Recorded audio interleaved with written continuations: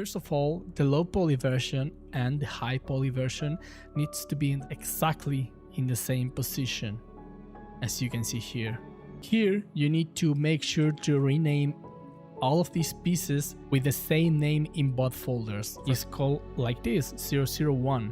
You can rename these as you want, but make sure the high poly version, if you enable the high poly folder, make sure the names, both names are the same for the same piece, okay? As you can see, this is the same name and this is the same name. Just the difference is the underscore high and this underscore low.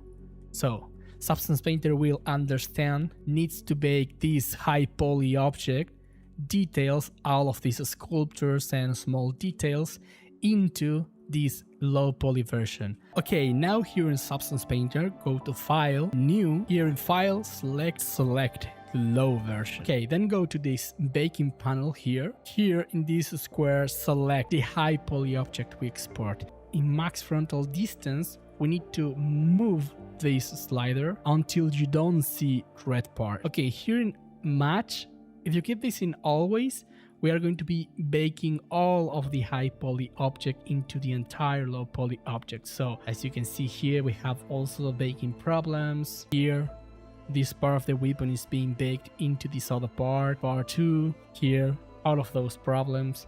All of this is caused by the match option. So we need to match only by mesh name. And of course, make sure you have the names correctly applied. Okay, it's finished. We baked this weapon high poly into my low poly object. As you can see now, we have all of those details and sculptures, but we are using only the low poly object we made, not the high poly. So it means that this model now is ready to be texturized.